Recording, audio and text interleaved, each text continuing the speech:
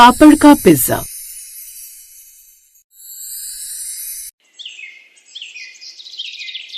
सुनिए जी, अच्छा हुआ जो आप जल्दी आ गए। निशा की तबीयत बहुत खराब है, हमें इसे डॉक्टर के पास ले जाना होगा।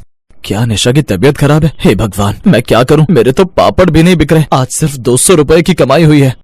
क्या आज सिर्फ 200 रुपए की कमाई हुई है? घर में राशन भी खत्म होने वाला है। अभी आप इन 200 रुपए से पहले निशा की दवाई लेकर आओ। हमने जो घर में सब्जियों की खेती कर रखी है, मैंने सोच लिया है मैं उन्हें बाजार में बेचूंगी। वैसे भी हमारी पड़ोसन मुफ्त में वो सब्जियां हमसे ले लेती है और इतनी सब्जियां हम खा भी नहीं पाते हैं।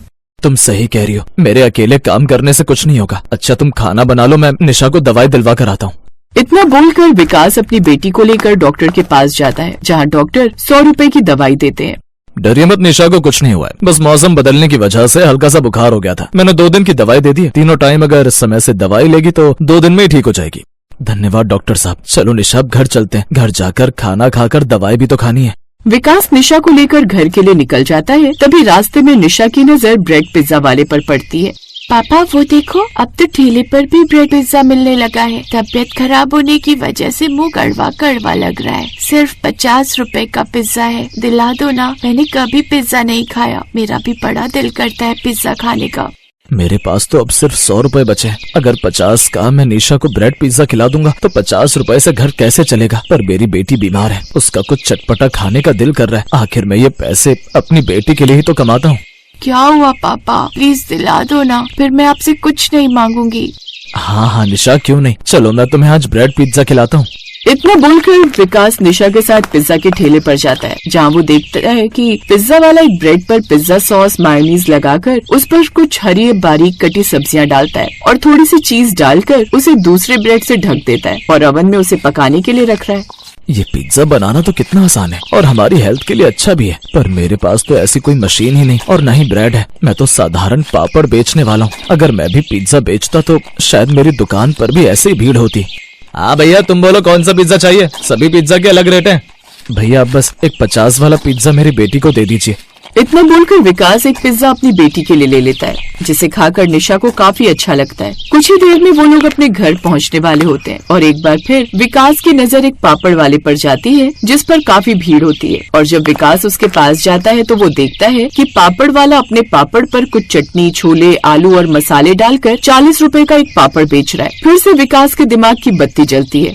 मैं भी 10 रुपए का एक पापड़ बेचता हूँ, पूरे दिन में 200 या 300 की कमाई होती है। पर इस आदमी को देखो, थोड़े से आलू, छोले और पूरी डालकर बेचने से इसकी कमाई बढ़ गई। अगर मैं भी अपने पापड़ के साथ कोई एक्सपेरिमेंट करूँ, जैसे पापड़ का पिज्जा बना दूं, तो क्या पता कुछ लोग देखकर मेरा पापड़ पिज्जा भी खरीदने लगे। पापा आप इस भीड़ में खड़े होकर क्या सोच रहे हो? घर चलते हैं, मुझे फिर से ठंड लग रही है। हाँ बेटा, चलो हम घर चलते हैं।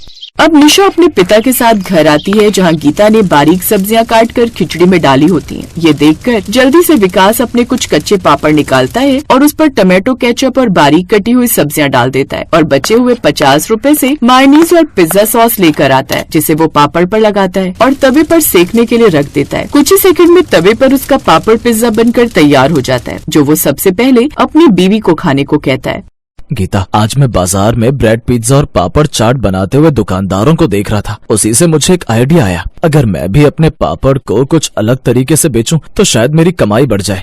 अब तुम बस एक बार ये पापड़ पिज्जा खाकर मुझे बताओ कि कैसा बना है। अगर इसमें कुछ कमी होगी तो मैं उसे अभी सुधार दूंगा, लेकिन मैंने सोच लिया है, मैं अब खाली पापड़ नहीं बल्कि पापड़ पिज्जा बेचूंगा। अब आपके दिमाग में कैसा फितूर चढ़ गया है? घर में सिर्फ 50 रुपए थे, उस पैसे को भी आपने मायोनीज और चीज लाने में खर्च कर दिया। भला पापड़ पिज्जा भी कोई खाने वाली चीज है? मैं नहीं खा रही। पापा मेरी तबीयत अब पहले से ठीक लग रही है, मैं खाकर बताऊं? माँ से अच्छा रिव्यू दे पाऊंगी। माँ तो वैसे भी बाहर की चीज नहीं खाती। हाँ बेटा, क्यों नहीं, जल्दी से खाकर बताओ। अब निशा अपने पिता का बनाया हुआ पापड़ पिज्जा खाकर देखती है, जो उसे काफी अच्छा लगता है। पापा आपने जो पिज्जा बनाया है, ये तो ब्रेड पिज्जा से भी ज्यादा अच्छा है। पापड़ बहुत ही कुरकुरे हैं और ऊपर जो आपने सब्जी, सॉस और चीज की स्टफिंग की है वो भी लाजवाब है। आपको कोशिश करनी चाहिए। मुझे उम्मीद है आपके साधारण पापड़ से ज्यादा बिकेंगे पापड़ पिज्जा। बस इसके ऊपर थोड़ा सा ऑरिगेनो और चिली पेपर डाल दो, जैसे ये पिज्जा वाले डालते हैं। मैंने अपना पापड़ पिज्जा बेचना तो शुरू करा, पर मेरे पास इतनी सामग्री नहीं है। न चीज है, न पिज्जा सॉस है और न ही रेड चिली और न ही ऑर्गेनिक पेपर है। विकास जी, अगर इंसान को कुछ नया करना होता है तो वो इतना सोचता नहीं। हम वैसे भी कभी किसी से कर्ज नहीं लेते। इस बार अपना बिजनेस बढ़ाने के लिए कर्ज ले लेते हैं। अगर कमाई हो गई तो कर्ज चुका देंगे, और अगर कमाई नहीं हुई तो मैंने सोच ही रखा है सब्जी बेचने का काम। सब्जियां तो बिकनी ही है। गीता अपने पति का हर कदम पर साथ देती है। इसी तरह 2 दिन बीत जाते हैं और इन 2 दिन में विकास अपने किसी दोस्त से 2000 रुपए कर्ज लेता है और उन पैसों से पिज्जा बनाने का सामान और एक पुराना किराए पर ठेला लेकर आता है। पापड़ पिज्जा ले लो, पापड़ पिज्जा, शहर में नया डिश 50 रुपए में, जो आज से पहले न कभी देखा न कभी खाया होगा। क्या भैया, तुम पापड़ पिज्जा बेच रहे हो? Cheese pizza, masala pizza, paneer pizza, bread pizza, mushroom pizza, momos pizza जैसी चीज तो सुनी भी है, पापड़ पिज्जा तो पहली बार सुन रही हूँ। आखिर तुमने इसे बनाया कैसे है? जरा एक पापड़ पिज्जा खिलाकर तो दिखाओ, मैं तो बड़ी एक्साइटेड हूँ। हाँ बहन, क्यों नहीं। अभी तुम्हारे लिए मैं गर्मा गर्म ताजा ताजा कुरकुरे पापड़ पिज्जा बनाता हूँ। इतना बोलकर विकास एक पापड़ निकालता है और उस पर पिज्जा सॉस, टमाटो सॉस और कुछ बारीक कटी हरी सब्जी, मायोनीज और चीजें डालकर उसे तवे पर ढककर सेकने के लिए छोड़ देता है, जिससे नीचे से पापड़ कुरकुरे और ऊपर से पिज्जा का बेस बन जाता है। और वो अपना पिज्जा पापड़ अपनी पहली ग्राहक को देता है। अरे वाह, ये पापड़ पिज्जा तो सच में काफी लाजवाब बना है। इसके सामने तो सारे पिज्जा फेल है। मैंने कभी सोचा नहीं था जिस पापड़ को हम साधारण समझते हैं उसका भी हम पिज्जा बना सकते हैं। मेरे बच्चों को ये पिज्जा बहुत पसंद आएगा। भैया, आप 3 पापड़ पिज्जा पैक भी कर देना। मैडम, आपको मेरा पिज्जा इतना पसंद आया, आप प्लीज मेरे पापड़ पिज्जा का प्रचार करना और अगली बार खुद भी आना और अपने आस पड़ोस के लोगों को भी लाना। हाँ भैया, क्यों नहीं। इस तरह वो औरत पापड़ पिज्जा खाकर और कुछ पापड़ पिज्जा लेकर अपने घर जाती है और अपने आसपास के लोगों को पापड़ पिज्जा के बारे में बताती है। इसी तरह कुछ हफ्ते बीत जाते हैं और धीरे धीरे अब विकास के ठेले पर ग्राहकों की भीड़ लगने लगती है। अरे वाह अंकल, आपका पापड़ पिज्जा तो कमाल का है, मजा ही आ जाता है खाकर। अंकल, एक पापड़ पिज्जा मेरे लिए भी लगाना। ग्राहक ज्यादा होने की वजह से अब विकास ज्यादा समय तक पापड़ पिज्जा बेचता है। ऐसे ही एक दिन विकास रात के 10:30 बजे घर आता है, जहाँ गीता उससे कहती है, आज आपको आने में इतनी देरी हो गई? हाँ गीता, क्योंकि अब मेरा काम बढ़ गया है। लोगों को मेरा पापड़ पिज्जा काफी पसंद आ रहा है। मुझे तो लगता है आने वाले समय में मुझे बंदे रखने पड़ेंगे अपना पापड़ पिज्जा बनाकर बेचने के लिए। जहाँ मैं दिन के 200 से 300 रुपए कमाता था, अब मैं दिन के 1000-2000 रुपए कमाने लगा हूँ। ये देखो, आज की कमाई मेरी 1500 रुपए हुई है। इतना बोलकर विकास अपनी सारी जमा पूंजी अपनी बीवी को देता है और इस तरह धीरे धीरे विकास तरक्की करने लगता है और उनकी सारी परेशानी खत्म हो जाती है।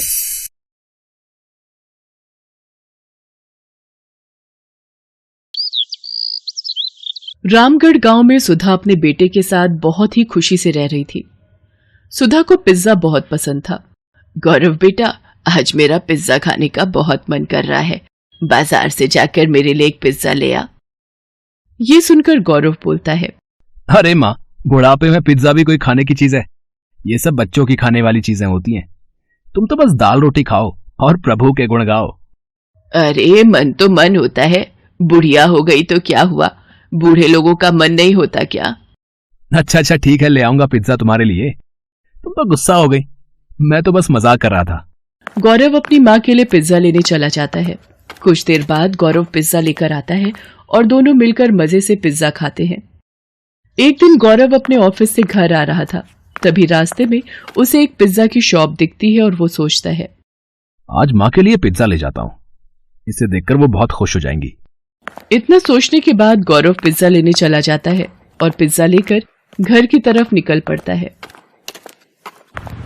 तभी रास्ते में एक कार से उसका एक्सीडेंट हो जाता है। बहुत देर हो जाने पर जब गौरव घर नहीं पहुंचता तो उसकी माँ चिंता में उसे फोन लगाती है, पर गौरव का फोन नहीं लगता।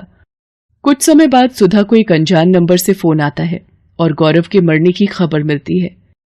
ये खबर सुनते ही सुधा के पैरों तले जमीन खिसक जाती है और वो फूट फूट कर रोने लगी और कहती है, हे भगवान, ये अचानक क्या हो गया? मेरे बुढ़ापे का इकलौता सहारा मेरा बेटा ही था, वो भी तूने छीन लिया। अब मैं किसके सहारे जिंदा रहूंगी? उसकी यह हालत देख पड़ोसियों से सांत्वना देकर चले जाते हैं।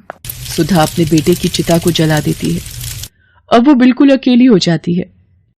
वो गौरव की बातों को याद करके रोती रहती थी। बेटे के मर जाने के बाद सुधा के घर की हालत बिगड़ने लगी थी। उसके पास खाने के लिए कुछ नहीं बचा था। वो खाने के लिए पड़ोसियों के घर मांगने जाती है और बोलती है, बेटा मुझे कुछ खाने को दे दो, बहुत भूख लग रही है। अरे अम्मा, मैं तुम्हें खाना खाने को जरूर दे देती, पर अभी तो मेरे घर में खाना खत्म हो गया है, सबने खाना खा लिया। इतना कहकर वो औरत अपने घर का दरवाजा बंद कर देती है। कोई उसे खाने को नहीं देता, सभी बहाना बनाकर उसे वापस भेज देते। अपनी ऐसी हालत देख वो सोचती है, अगर मेरा बेटा आज जिंदा होता तो मेरी ये हालत कभी नहीं होती। वो सबकी मदद किया करता था, पर आज सब भूल गए हैं कि मेरे बेटे ने एक समय पर उनकी मदद की थी। आज उसकी माँ को मदद की जरूरत है, पर किसी ने भी मेरी मदद नहीं की। तभी वहां से एक औरत गुजरती है और सुधा को यूं रोता देख पूछती है, क्या हुआ बहन, तुम रो क्यों रही हो? सुधा रोते रोते उस औरत को अपना सारा दुख बताती है। क्या बताऊं बहन, मेरे बेटे के मरने के बाद मुझ बेसहारा का इस दुनिया में अब कोई नहीं है। अकेले मैं इस दुनिया में कैसे जीऊंगी? मेरे पास खाने के लिए पैसे नहीं हैं। सुधा की कहानी सुनने के बाद वो औरत सुधा से कहती है, ऐसे हिम्मत हारने से कुछ नहीं होगा, खाने के लिए कमाई का कोई जरिया ढूंढना ही पड़ेगा। आजकल तो खाने पीने की इतनी सारी चीजें आ गई हैं और उन्हें बनाना भी आसान हो गया है। जो भी तुम्हें पसंद हो, जो भी तुम्हें आता हो, उसे बनाकर बेचने लगो। इतना बोलकर वो औरत वहां से चली जाती है। सुधा अब सोचती है कि वो ऐसा क्या काम करे। अचानक उसे पिज्जा का ख्याल आता है और वो बोलती है, क्यों ना मैं पिज्जा बनाकर बेचूं, इससे कुछ पैसे भी घर में आ जाएंगे। सुधा के पास अपने कुछ जेवर रखे होते हैं, उन्हें बेचकर वो अपने घर के आगे पिज्जा का एक छोटा सा ठेला खोलती है और पिज्जा बनाकर बेचने लगती है। धीरे धीरे उसका बनाया पिज्जा पूरे गांव में मशहूर हो जाता है और सुधा अब एक बड़ी दुकान खोल लेती है। धीरे धीरे उसकी दुकान बढ़िया चलने लगती है और वो अमीर बन जाती है। एक दिन उसकी दुकान पर एक छोटा बच्चा आता है और उससे खाना मांगता है। अम्मा, मुझे कुछ खाने को मिलेगा क्या? मैं बहुत भूखा हूँ, मुझे भूख लग रही है। बेटा, तुम्हारे माता पिता कहाँ हैं? तुम अकेले दुकान में क्यों घूम रहे हो? अम्मा, मेरा नाम मोहन है, मैं एक अनाथ बच्चा हूँ। मेरे माता पिता अब इस दुनिया में नहीं है। हाँ हाँ, जरूर खाने को मिलेगा। तुम जो खाना चाहो वो खा सकते हो। तुम चिंता मत करो, आज से तुम्हारा ख्याल मैं रखूंगी। ये कहकर सुधा मोहन को गले लगा लेती है और अपने साथ अपने घर ले जाती है। उसे उस बच्चे में अपना बेटा मोहन दिखता है। वो उसका ख्याल अच्छी तरह रखती है, उसे स्कूल भेजती है और उसे पाल पोस कर बड़ा करती है।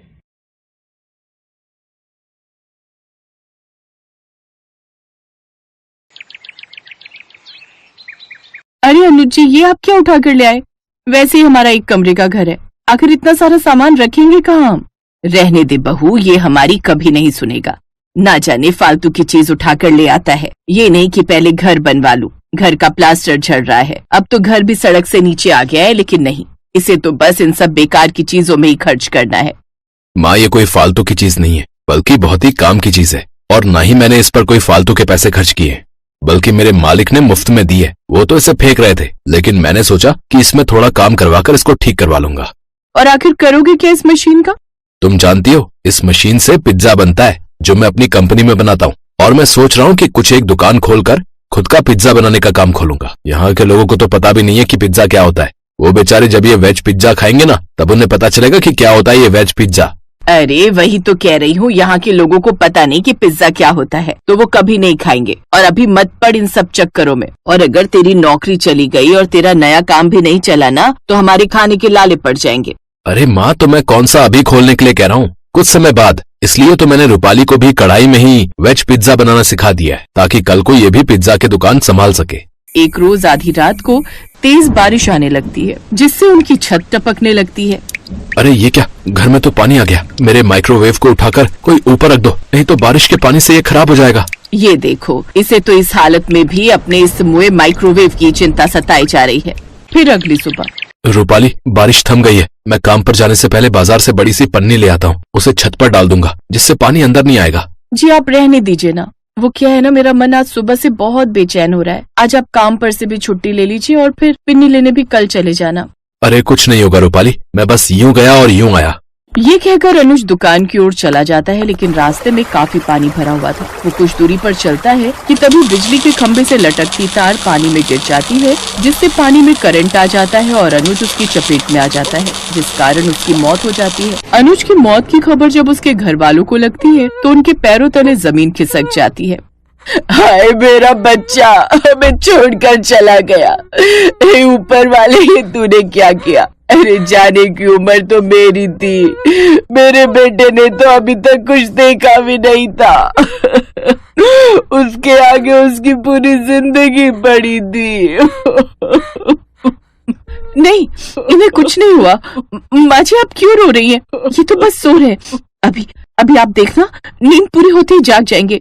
सुनिए ना, उठिए ना, अभी तो हमें बहुत कुछ करना है। आपने कहा था ना साथ में मिलकर वेज पिज्जा की दुकान खोलेंगे और दोनों उसमें मिलकर पिज्जा बनाएंगे। बहू होश में आ, अनुज हमें छोड़कर जा चुका है और अब वो कभी लौट कर नहीं आएगा। हम दोनों को अकेले छोड़कर वो जा चुका है। इसके बाद रूपाली फूट फूट कर रोने लगती है। ऐसे कुछ दिन बीत जाते हैं। एक रोज रूपाली अनुज के लाए हुए उस माइक्रोवेव को उठाकर दुकान जाने लगती है। रूपाली बहू, तू ऐसी हालत में इस मशीन को लेकर कहाँ जा रही है? माँ जी, अब वो हमारे साथ नहीं है। अब हम दोनों गरीब सास बहू को मिलकर ही कुछ करना होगा। और वैसे भी अनुज जी का सपना था इसे पूरा करने का, तो अब मैं उसे पूरा करूंगी। पिज्जा बनाना उन्होंने मुझे सिखाया ही था, और वो भी कढ़ाई में। अब वेज पिज्जा बनाकर हम उसे गांव भर में बेचेंगे, जिससे हमें थोड़ी कमाई भी हो जाएगी और उनका सपना भी पूरा हो जाएगा। तुम ठीक कहती हो बहू, अब तो हमें उसका सपना पूरा करना ही होगा। तभी अनुज की कंपनी से उसका मैनेजर आता है। ये लीजिए माँ जी, ये अनुज की पिछले महीने की तनख्वाह है, इसे आप रख लीजिए, शायद आपके ही कुछ काम आ जाए। बहुत बहुत शुक्रिया बेटा, ये पैसे हमारे बहुत काम आएंगे। माँ जी शुक्रिया मत कहिए, ये पैसे अनुज की मेहनत के हैं।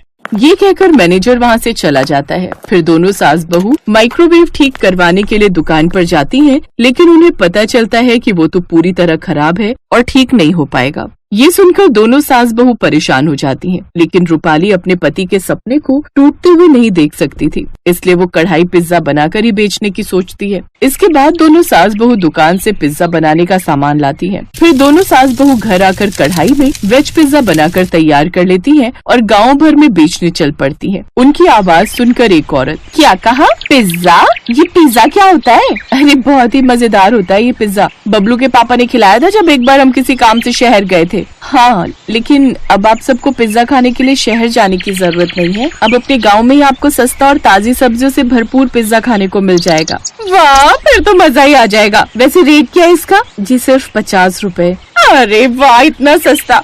अच्छा तो लगा दो जल्दी से मेरे लिए वेज पिज्जा। हाँ, और मेरे लिए भी। उनका बनाया हुआ वेज पिज्जा सबको बहुत पसंद आता है। अच्छा, आज वैसे भी मेरे घर पर कुछ मेहमान आने वाले हैं, तो मुझे 10 वेज पिज्जा पैक करके दे दो और मेरे लिए भी 4 बना दो। आज मैं खाना नहीं बनाऊंगी, हम सब भी यही खाएंगे। फिर सुमित्रा और रूपाली जल्दी से अपने घर जाती हैं और कढ़ाई में अलग अलग तरह की सब्जियों का पिज्जा बनाकर तैयार कर लेती हैं। कुछ देर बाद ग्राहक उनके घर पर आते हैं और उनको पैसे देकर अपने अपने पिज्जा लेकर चले जाते हैं। फिर अगले दिन रमा एक लड़के के साथ उनके घर आती है। रूपाली, ये मेरा भाई रोहन है, मुंबई में रहता है और बहुत बड़ा यूट्यूबर है। इसने कल जब तुम्हारे हाथों का बना हुआ कढ़ाई वेज पिज्जा खाया तो इसको बहुत पसंद आया। हाँ, मुझे तो यकीन ही नहीं हो रहा कि कोई गांव में रहने वाली औरत इतना अच्छा पिज्जा बना सकती है, और वो भी कढ़ाई में, और वो भी किसी दुकान में नहीं बल्कि घर से ही। मैं आपकी वीडियो बनाकर अपने चैनल पर डालना चाहता हूँ, अगर आप लोगों को कोई एतराज न हो तो। भला हमें क्या एतराज होगा?